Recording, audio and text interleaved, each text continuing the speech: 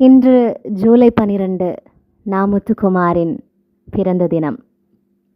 இது நாமுத்துக்குமாரின் வேடிக்கை பார்ப்பவன். ஆனந்த யாழின் அடிநாதம். நிஜம்தான் தாங்க முடியாத பாரம்.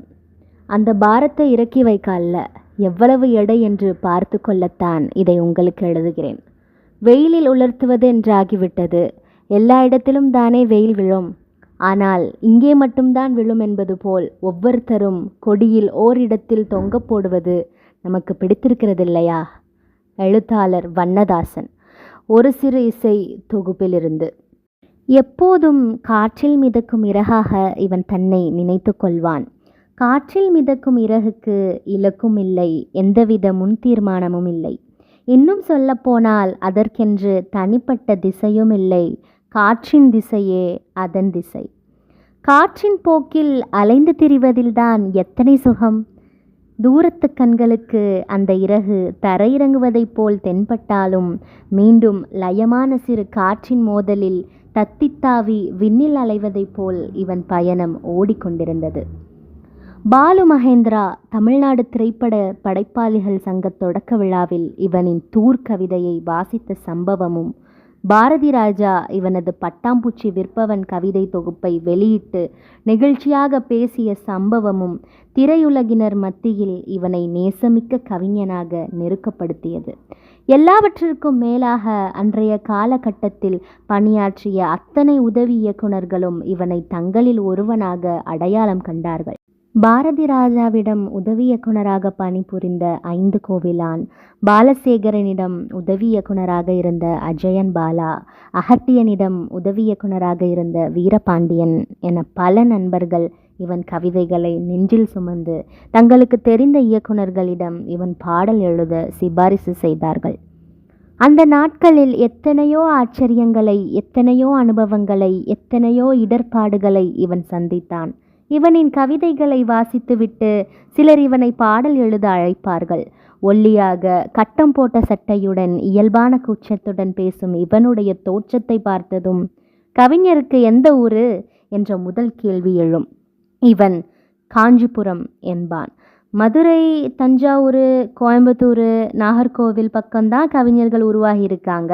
காஞ்சிபுரத்துக்காரங்களுக்கு வாழ்க்கை அனுபவம் கம்மி தானே, என்ன சொல்கிறீங்க கவிஞர் என்று சீண்டுவார்கள். தொண்டை மண்டலம் சான்றோர் உடைத்து என்ற பழமொழியை நீங்கள் கேள்விப்பட்டதில்லையா சார் என்று இவன் புன்னகையோடு பதில் சொல்வான். டியூன் இன்னும் ரெடியாகலை, அடுத்த வாரம் சொல்லி அனுப்புகிறோம் என்ற பதிலுடன் உரையாடல் முடியும். இவன் தோற்றத்தில் இருந்த எளிமையே இவனுடைய பலமாகவும் பலவீனமாகவும் அந்த காலத்தில் இருந்தது.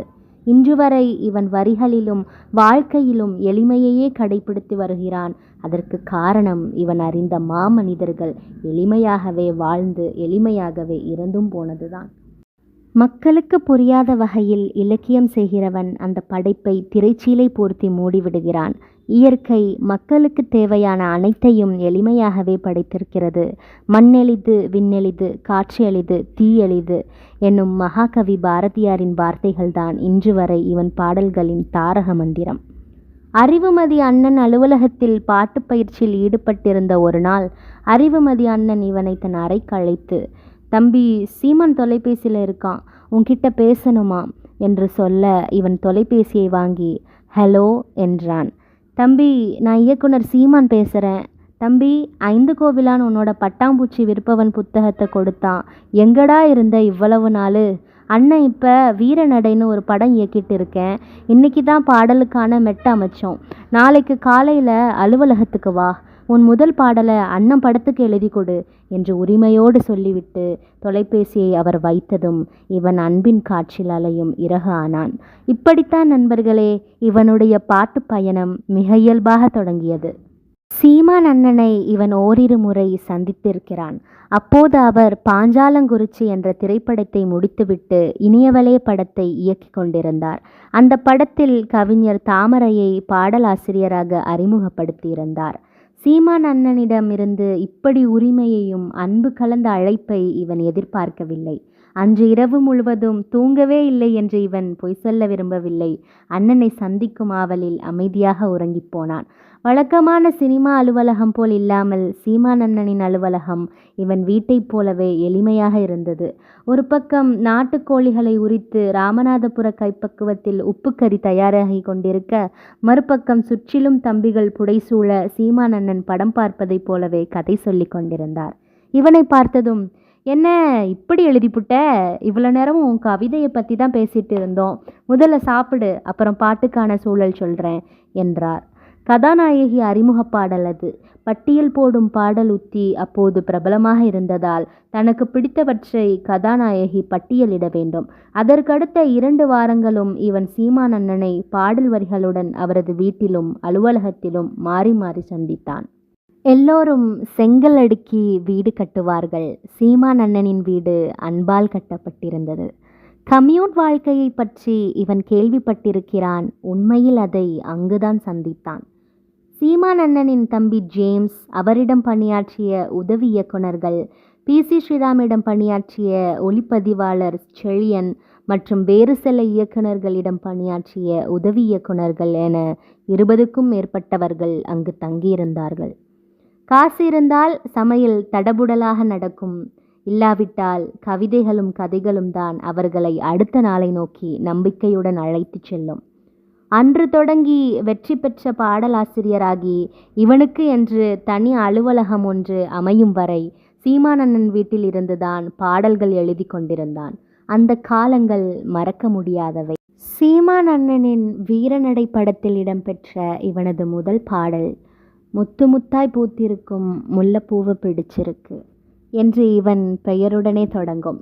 அந்த பாடலில் இவன் பல உவமை உருவகங்களை கையாண்டான். இன்று வரை தமிழ் திரைப்பாடல்களில் அதிக உவமை உருவகங்கள் கொண்ட பாடல் அதுதான் என்று ஆய்வாளர்கள் கருதுகின்றனர். அணு அணுவாக அந்த பாடலின் வரிகளை ரசித்து சீமான் அண்ணன் தேர்ந்தெடுத்தார். டேய் தம்பி, பிரமாதமாக எழுதியிருக்காண்டா, 100 ரூபா அவனுக்கு கொடுடா என்று சீமான் அண்ணன் சொல்ல, தயாரிப்பு நிர்வாகி 100 ரூபாய் எடுத்து கொடுத்தார். டேய், அதைவிட இந்த வரி சிறப்பாக இருக்குடா, கணக்கு பார்க்காம 500 ரூபாய் எடுத்து கொடுடா என்று சீமான் அண்ணன் அதட்ட, இவன் முதல் பாடலுக்கு பெற்ற சன்மானம் அன்றைக்கு உச்சத்தில் இருந்த கவிஞர்கள் வாங்கிய தொகையை விட அதிகமாக இருந்தது. பாடல் பதிவின் போது இவன் எழுதிய வரிகளை படித்து பார்த்த அந்த படத்தின் இசையமைப்பாளர் தேனிசை தென்றல் தேவா, எங்கே இருந்தாலும் இந்த ஹார்மோனிய பெட்டிக்கு முன்னாடி வந்துதான் ஆகணும், திறமைக்கு திரை போட முடியாது என்று பரவசப்பட்டார். அந்த பாடலில் இவன் எழுதிய நட்சத்திர கால் பதிக்கும் வாத்து கூட்டம் பிடிச்சிருக்கு, காதல் தோல்விதானோ யாரறிய கூடும் ஆட்டுதாடி பிடிச்சிருக்கு, மண்ணில் விழுந்தாலும் என்று உயிர் வாழும் மலையருவி பிடிச்சிருக்கு, கைப்பிடி நீண்ட குடை போன்ற பனைமரம் பிடிச்சிருக்கு என பல வரிகளை அடுத்தடுத்து அவரிடம் இசையமைக்க வந்த பல இயக்குனர்களிடம் பாடிக்காட்டி இவன் முதல் படம் வெளிவருவதற்கு முன்பே கிட்டத்தட்ட 40 படங்களுக்கு மேல் பாடல்கள் எழுத வைத்தார் தேவா. முதல் பாடலுக்கு பிறகு இசைஞானி இளையராஜா தொடங்கி இசைப்புயல் AR ரஹ்மான் வரை பாடல் எழுதிய அனுபவங்களை கண் பேசும் வார்த்தைகள், ஹிட் சாங் என்ற 2 தொகுப்புகளின் வழியாக இவன் பதிவு செய்திருக்கிறான். வேடிக்கை பார்ப்பவனின் தொடர்ச்சியாக வாசகர்கள் அந்த புத்தகங்களை வாசித்து பார்க்கலாம். இவன் இந்த கட்டுரைகளில் என்ன வேடிக்கை பார்த்தான்? இவன் எழுதிய ஒரு கவிதைதான் நினைவுக்கு வருகிறது.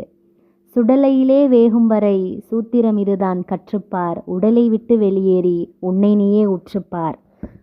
ஆனால் அப்படியெல்லாம் போகிற போக்கில் வாழ்க்கையை வேடிக்கை பார்த்துவிட முடியுமா? பனித்துளியின் நுனியில் பிரதிபலிக்கிறது சூரியன். இன்னும் கொஞ்ச நேரத்தில் பனித்துளி உருகிவிடும் என்பது சூரியனுக்கு தெரியும். தான் கரைந்து விடுவோம் என்பது பனித்துளிக்கும் தெரியும்.